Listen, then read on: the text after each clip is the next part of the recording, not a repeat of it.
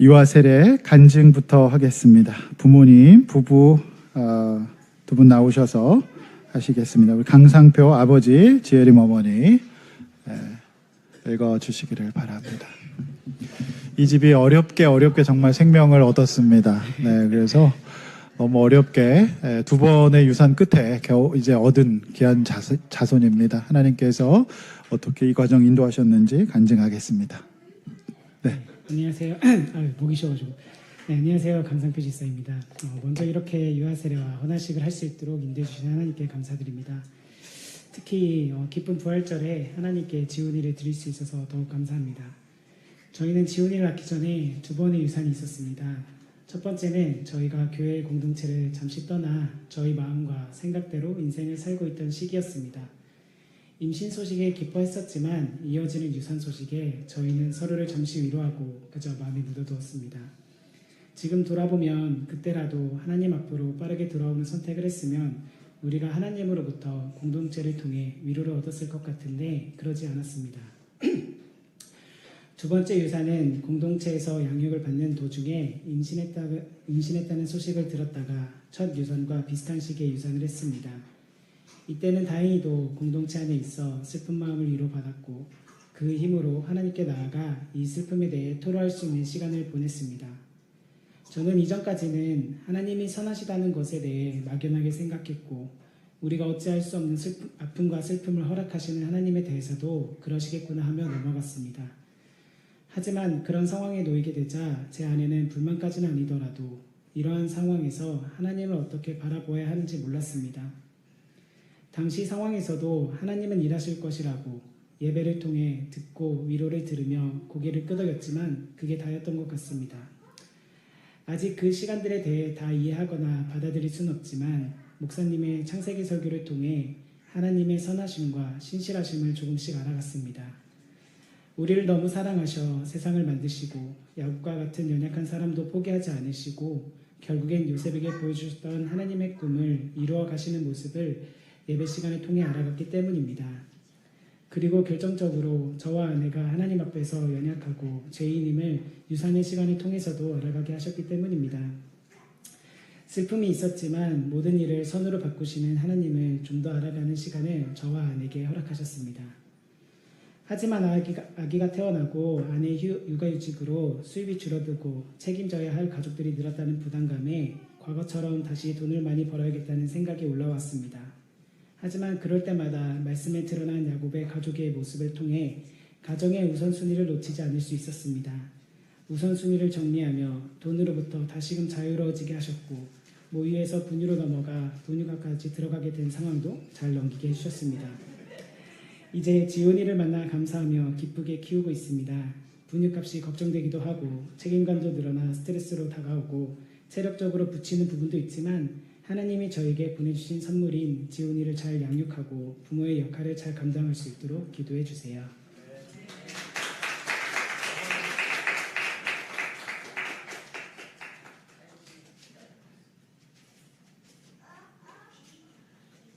안녕하세요. 오랜만입니다. 저는 강상표 집사의 아내, 지훈이 엄마, 지예림 집사입니다. 처음 교회에 등록했을 때 간호사로 일하면서 3교대 근무를 하고 있어서 주일 예배나 목장 예배에 꾸준히 참석하기 어려웠습니다. 상근직으로 옮기는 것이 어떻겠냐는 공동체의 권면이 있었지만 부서를 옮기고 새로운 환경에 적응하는 것이 힘들 것 같다는 이유로 또 이런저런 핑계를 대며 받아들이지 않았습니다. 사실 돌아보면 3교대가 교회를 매번 안 나가도 되고 적당한 신앙생활을 하기 좋은 방패였던 것 같습니다. 그 당시 1대1 양육 중 제가 죄인인 것을 잘 모르겠다고 고백했는데 두 번째 유산 사건을 통해 하나님 없이도 내 힘으로 잘 살 수 있다고 생각하는 모습이 죄인된 모습임을 깨닫게 되었고 그제서야 공동체의 권면을 받아들여 9년 동안 했던 3교대에서 벗어나 제대로 된 신앙생활을 위해 상근직으로 옮기기로 결단하게 되었습니다. 부서 이동 후에도 적응 기간이 너무 힘들어 매일을 눈물로 보냈지만 말씀과 기도로 하나님께 더 의지하려 노력하며 하나님과 조금 더 깊어지게 되는 시간이었습니다. 이 교회를 찾아온 것이 저의 선택이라 생각했지만 지나고 보니 하나님의 크신 계획 가운데 인도하심이 있었던 것 같습니다. 그렇게 2번의 유산을 겪고 어렵사리 임신을 했고 임신 중에도 혹시나 또 잘못되진 않을까 전전긍긍하며 보낸 것 같습니다. 사실 저보다 공동체 분들이 더 걱정해 주신 것 같기도 합니다. 그렇게 바라왔던 아이를 주셔서 감사했던 마음도 잠시 아이를 낳는 과정부터 순탄치 않았습니다. 예정일이 훌쩍 지나 유도분만 날짜를 잡았는데 바로 전날 진통이 시작되어 병원을 갔고 진행이 더뎌 유도제를 맞았는데도 진통만 심해지고 진행이 잘 안 되어 결국 제왕절개로 아이를 낳았습니다. 출산 전 자연분만을 할까 제왕절개를 할까 고민했던 것이 무색하게 결국 진통도 겪고 수술까지 하게 되었습니다. 또 출산 후에는 모유수유를 할까 분유수유를 할까 고민을 많이 했는데 모유수유하는 과정도 순탄치 않았고 결국 3개월 만에 분유수유로 바꾸게 되었는데 그 또한 쉽지 않은 과정이었습니다. 그 무엇 하나 저의 생각과 계획대로 되는 것이 하나도 없었고 그렇다고 해서 저와 아이에게 문제가 되는 것도 아닌데 무척 힘들게 느껴졌습니다. 아이가 태어나면 하나님께 맡겨드리겠다고 다짐했었는데 어느새 그것을 다 잊고 제 힘으로 아이를 키우려 했습니다. 이 시간들을 통해서 저의 의지를 내려놓는 연습을 하게 되었고 하나님을 의지하고 하나님의 은혜를 구하게 되었습니다. 이런 저의 연약한 모습도 사랑하시고 은혜 베풀어 주시는 하나님께 감사드립니다. 지금은 아이가 낮잠을 잘 때마다 수면 의식으로 매번 기도를 해주고 있습니다. 낮잠을 하루에 4번 자는 아이 덕에 어쩔 수 없이 하루에 4번씩 기도를 하게 됩니다. 낮잠이 3번으로 바뀌는 시기가 되었는데 더 많이 기도하라고 그 시기를 늦추시는 것 같습니다. 또한 공동체의 기도가 있었기에 이 시간들을 잘 견뎌낼 수 있었습니다. 지온이만 성장하는 것이 아니라 저도 성장하고 있는 것 같습니다. 지온이를 향한 저의 마음을 통해 하나님의 마음을 조금이나마 알게 됩니다. 지온이의 이름대로 하나님께서 지으신 온전한 모습으로 자라가고 저희 부부도 하나님 앞에서 온전히 설 수 있도록 기도 부탁드립니다. 감사합니다.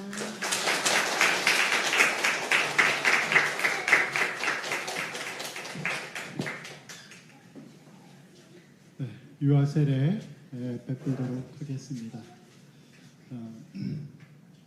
준비해 주시고 볼수록 너무 잘생겼네. 네. 자, 세례 베풀도록 하겠습니다. 예수 믿는 가정에서 태어나서 하나님 백성으로 받아들여 인쳐진 우리 강지온에게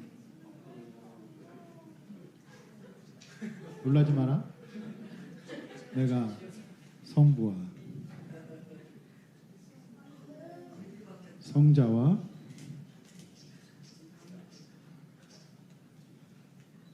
성령의 이름으로 세례를 주노라. 하나님 아버지, 이 영혼을 하나님 앞에 올립니다. 주님, 이 아이가 장차 자라 하나님 나라의 큰 일꾼으로 사명자로 하나님께 영광 돌리는 아이로 세워 주시옵소서.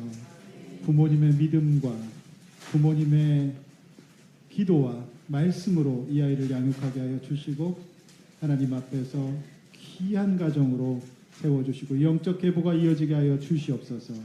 예수님의 이름으로 기도합나이다. 아멘. 제가 한번 앉고 혼화하겠습니다.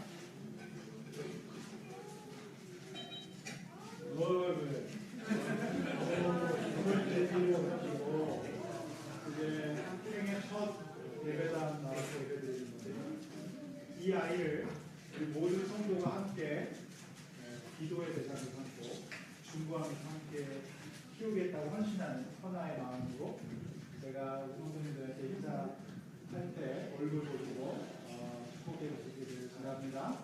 아멘. 아멘. 네, 헌화식 행진하겠습니다. 네, 가주시죠.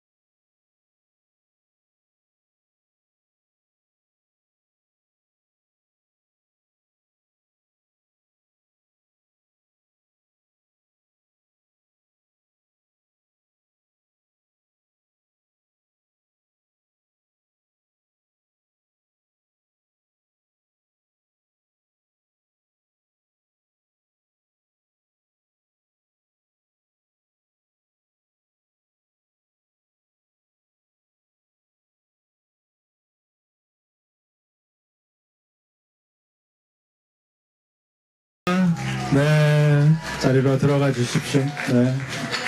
한 생명 이렇게 귀합니다. 천국에서도 아마 난리가 났겠죠. 우리 귀한 생명 태어났을 때.